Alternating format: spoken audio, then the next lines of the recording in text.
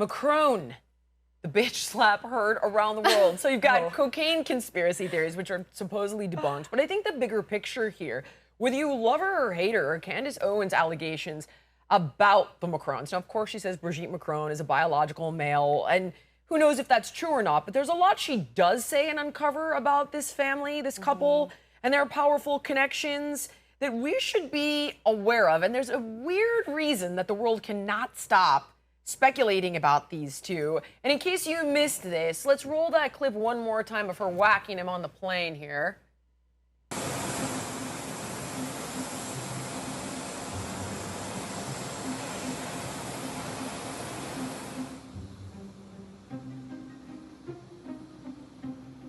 Any second now, it's gonna. Oh, wow. Yeah, 2 hands in the face. A little flip. That is not it either. Yeah, all right, we did not see the Matt and I are O and O today. That's fine. No big deal. It wasn't Bottom just a line slap, is we all saw it. Yeah. She smashes him in the face. So, Amy, why don't you take away some of the kind of behind the scenes stuff on what you think is going on, and let's just put on our tin hats here for a second. And I'll try to back you up with some of the stuff I did some fact checking on. I mean, I don't proclaim to be an expert on their relationship or friends in general, but to me it kind of seems like a metaphor for just what is going on in that country with the riots, and just they have no control over what's going on right now. If I was to take a guess, I mean, we don't know what specifically caused that slap, but this narrative around Brigitte being a man, but even if you don't go all the way that far, the narrative that's now getting out about how she groomed him from when he was 15 years old. That is pretty gross. It's pretty creepy. And arguably he was 14, by the way. Candace makes a pretty compelling argument that he was actually 14, and the reason this is significant is because that is in fact statutory rape.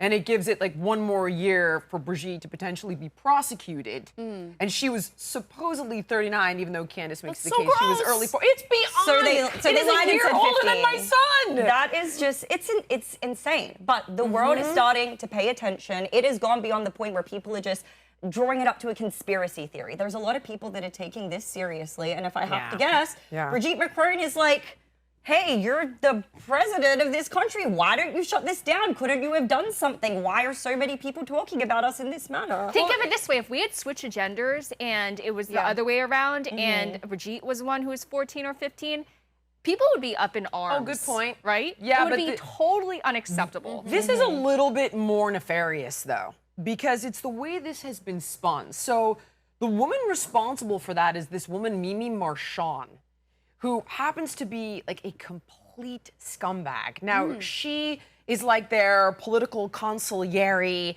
and she's spun this entire thing of like look at this sexy woman, and this what a romantic affair, and she's glamorized it. Well, that's kind of the point, right? So here's what's interesting now.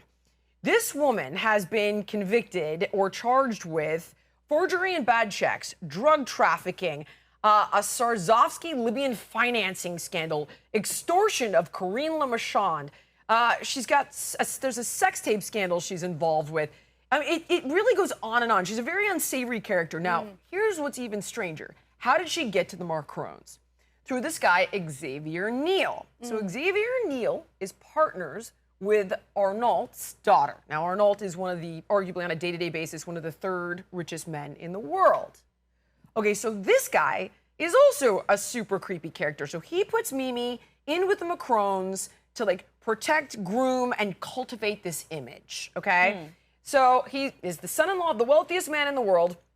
He's a prominent French tech billionaire and entrepreneur.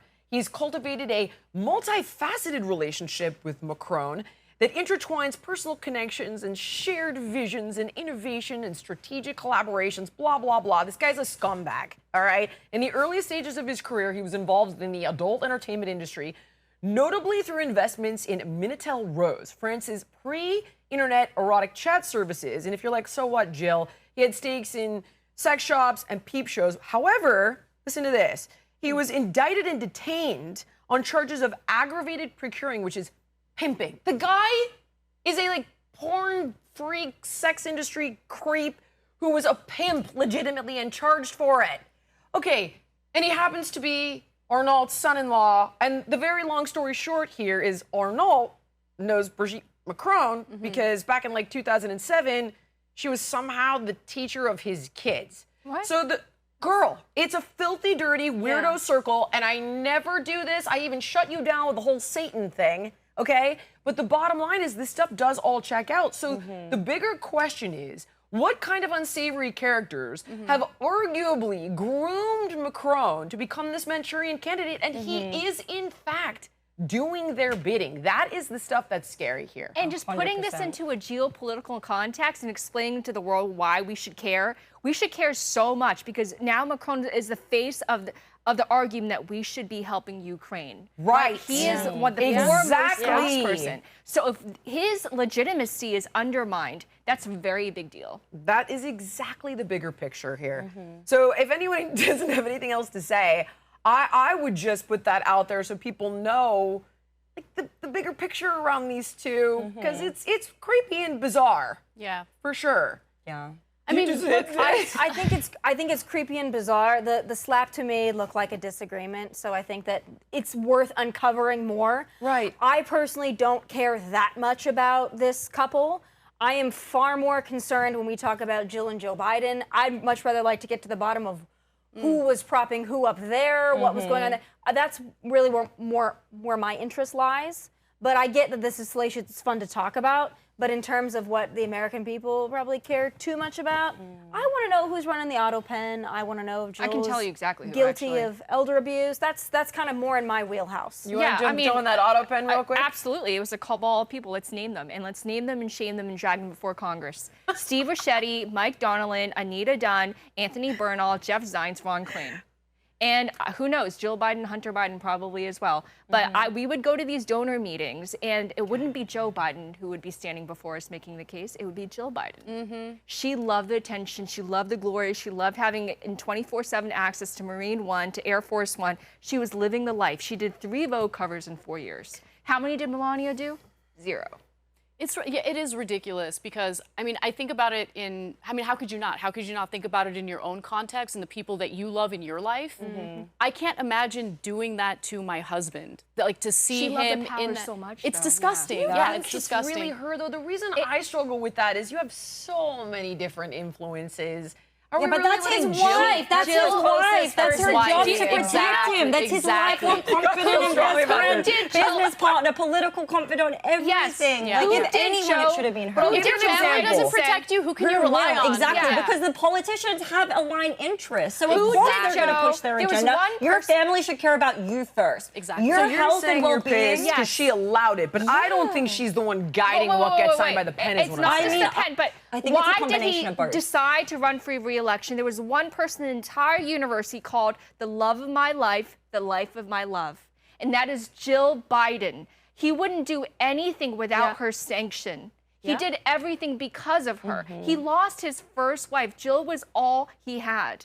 You know, this is what he was living for. And he was living for Hunter Biden. He didn't want to see his only surviving son in prison. And that was one of his huge catalysts for running for re-election, to make sure that his son would be okay. I go a lot more conspiracy theory on this one, just because I saw it called out a year prior by different conservatives. And what I think is like, oh, yeah, let's pretend like he's running. And then we'll have these debates months early, but with not enough time to do a primary. And then we'll have an open convention while we're automatically slotting Kamala, who we control like a little puppeteer. Like, I happen to think it was by design. There's no proof of that.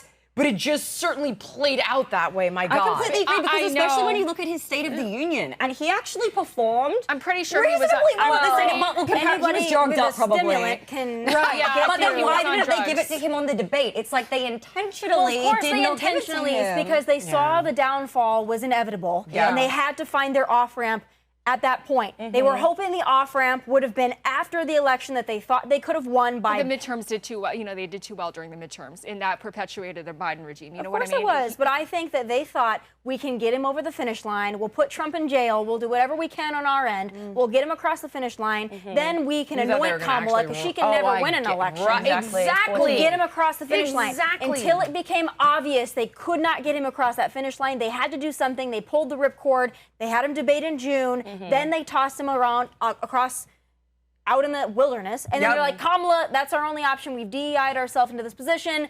Let's see if we can make this work. I agree with you. I love that. I My do view want is to a little bit different, though. As I'm sure it is. Go ahead. Yeah, I just want to say, like, I just think the Democratic Party has a problem in disagreeing within the party and holding each other accountable. What I mean by that is, once Biden said he was going to run for re-election, that was when the party should have like weighed in and said, no, bro, you're already a little up there in age. But then you would have had a primary, though. You would have had a I'm primary. suggesting they didn't want that. But they didn't want to go against Biden. I think that's a huge issue. And the people surrounding Biden in the administration, they didn't want to end their White House jobs.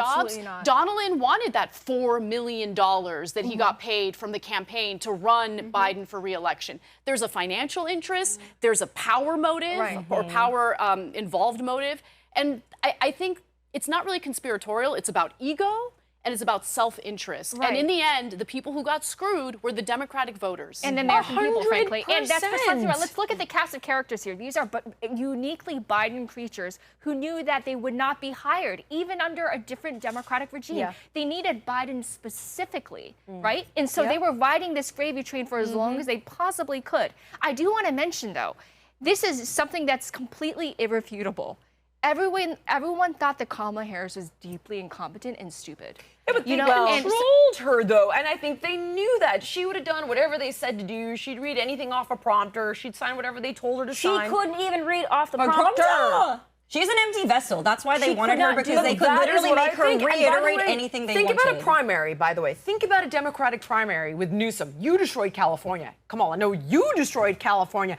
There is no way they would have eviscerated each other in that primary. That would have been great. And they would have lost the election. I don't think the Democrats could have survived a primary. I really don't, which is why I have the my reason whole why a primary theory. couldn't the reason why they couldn't do that is because they were captured by their DEI base. And there was no way that black women who basically constitute the foundation of the Democratic Party would have allowed Kamala Harris to be shoved aside. That's actually correct, and they were very vocal about that. It wasn't just about the base. The Congressional Black Caucus made it abundantly James clear. Clyburn, James Clyburn's like, it's got to be Kamala, and if it's not Kamala, we're going to have an issue. Exactly, especially since they were moving South Carolina up in the primary calendar. So you know who forms the Democratic base in South Carolina? Black people. Can I ask you a question?